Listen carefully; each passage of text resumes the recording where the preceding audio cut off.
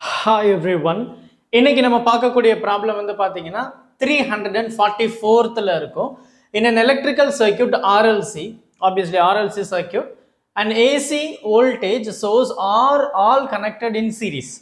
அப்ப நமக்கு வந்து பாத்தீங்கன்னா RLC நம்ம சீரிஸ்ல கனெக்ட் பண்ணியிருக்கோம். When L is removed from the circuit, the phase difference between the voltage and the current in the circuit is pi by 3. Pi by 3. நல்லா கவனிக்கணும். எனக்கு வந்து ஆர்எல்சி நம்ம பார்த்துருக்கோம், ரொம்ப தெளிவாக நம்ம கான்செப்ஷனில் நிறைய விஷயங்கள் டிஸ்கஸ் பண்ணியிருக்கோம்.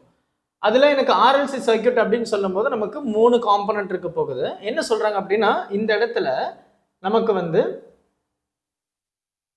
இந்த இங்கே பாருங்க, if L is remove, L அப்படின்னா இண்டக்டரை ரிமூவ் பண்ணுறாங்க. அப்போ ஆர்எல்சி ரைட், ஆர்எல்சி இதில் இண்டக்டர் மூவ் பண்ணிட்டாங்கன்னா இது ஆர்சி சர்க்கியூட்டாக மாறிடும். அதோடைய ஃபேஸ் டிஃபரன்ஸ் பாருங்க, பை பை 3 அப்படின்னு இருக்கு. If instead C is removed, இப்போ இதே ஆர்எல்சியில் சி ரிமூவ் பண்ணிட்டேன்னா that becomes your RL circuit. அதுலேயும் கரண்ட்டுக்கும் வோல்டேஜுக்கும் இருக்கிற ஃபேஸ் டிஃபரன்ஸ் பார்த்தீங்கன்னா பை பை 3. இப்போ என்ன கேட்குறாங்க, the power factor of the circuit is what? நம்ம வந்து பவர் அப்படின்றத வந்து விஆர்எம்எஸ் ஐஆர்எம்எஸ் காஸ் ஃபை அப்படின்னு நம்ம சொல்லியிருப்போம். பவர், இது பவர் ஃபேக்டர். நல்லா கவனிக்கணும், பவர் ஃபேக்டர் நான் நிறைய தடவை சொல்லியிருக்கேன். பவர் ஃபேக்டர் வந்து ரெப்ரசன்டட் பை காஸ் ஃபை, அது வந்து ஆர் அப்பான் இசட் அப்படின்னு நம்ம சொல்லுவோம் அப்படின்றது ரொம்ப முக்கியமான ஒரு டேர்ம். அப்போ இந்த பவர் ஃபேக்டர் நான் கண்டுபிடிக்கணும் அப்படின்னா எனக்கு ரெசிஸ்டன்ஸ் வேணும், அதுக்கப்புறம் வந்து பார்த்தீங்கன்னா இசட் இம்பிடன்ஸ் வேணும். இப்போ நம்ம இந்த ஆர்எல்சி சர்க்கியூட்லேருந்து நம்ம வந்து ஒரு தெளிவான ஒரு விஷயத்தை பார்த்துருப்போம். இந்த ட்ரையாங்கிள், அந்த இம்பிடன்ஸ், அந்த ரைட் ஆங்கிள் ட்ரையாங்கிளில் வந்து நம்ம என்ன சொல்லியிருப்போம், ஆப்போசிட் பை அட்ஜசன்ட், அதனுடைய மேக்னிட்டோட நம்ம தெளிவாக சொல்லியிருப்போம். இப்போ tan phi equal to opposite by adjacent, so XL minus XC அப்பான் அட்ஜசன்ட், அதாவது ஆப்போசிட் பை அட்ஜசன்ட். ஸோ இதோடைய ரெசிஸ்டன்ஸ் அதோடைய ரெசிஸ்டன்ஸ் பை இதோடைய ரெசிஸ்டன்ஸ், அதாவது வோல்டேஜ் தான். ஐஐ எல்லாத்துக்கும் காமனாக இருக்கும் சீரீஸில், ஸோ கேன்சல் பண்ணியிருப்போம், நம்ம படிச்சிருக்கோம் ரொம்ப தெளிவாக தான். அப்போ இந்த இடத்துல வந்து பார்த்தீங்க அப்படின்னா எனக்கு வந்து இந்த மாதிரி இருக்கு. சப்போஸ் எனக்கு இந்த இடத்துல கெப்பாசிட்டரோ இண்டக்டரோ நமக்கு வந்து நெக்லெக்ட் பண்ணுறோம், எலிமினேட் பண்ணியிருக்கோம் அப்படின்னா எனக்கு எப்படி மாறுது பாருங்க, ரைட்?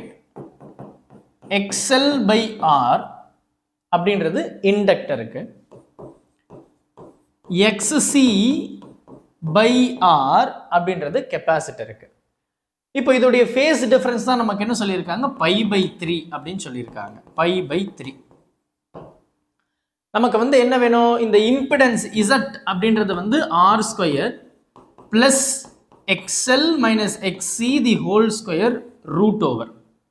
அப்போ அந்த எக்ஸ்எல் எக்ஸி வேணும், அதை நான் இங்கே இருந்து தான் எடுக்க முடியும். அப்போ எக்ஸ்எல் அண்ட் எக்ஸி, இப்போ எக்ஸ்எல்ன்றது என்ன, இங்கே இப்படி போயிடும் இல்லையா, because that is tan pi by 3. அப்போ நான் என்ன சொல்லலாம், that is nothing but root 3, right? tan pi by 3 is root 3. அப்போ ரூட் 3 டைம்ஸ் ஆர், இதுவுமே அதே தான், tan பை பை 3 அகெயின் எனக்கு ரூட் 3 டைம்ஸ் ஆர், இல்லை ஆர் ரூட் 3. அப்போ எனக்கு எக்ஸ்எல் உடைய வேல்யூவும் தெரிஞ்சிருச்சு, எக்ஸ்சி உடைய வேல்யூவும் தெரிஞ்சிருச்சு. இந்த இடத்துல நான் சப்ஸ்டியூட் பண்ணும்போது என்ன ஆகுது, ரெண்டுமே சேம். அப்போ திஸ் பிகம்ஸ் 0. அப்போ அது ரெண்டுமே சேம் அப்படின்னு சொல்லும்போது இங்கே தான் நம்ம ரெசனன்ஸ் கண்டிஷனை ஆப்டெயின் பண்ணுறோம்.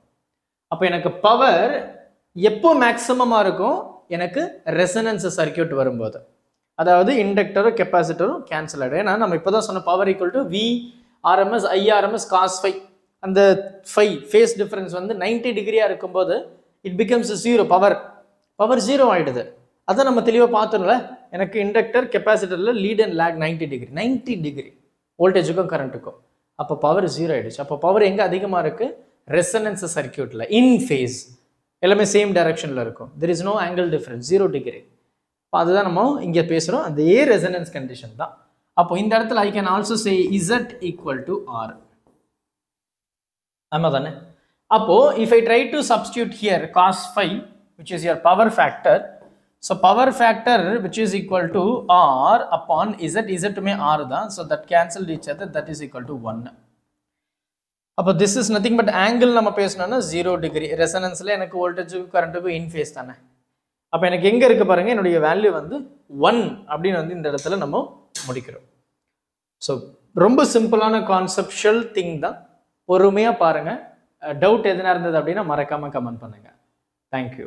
Help this with a smile.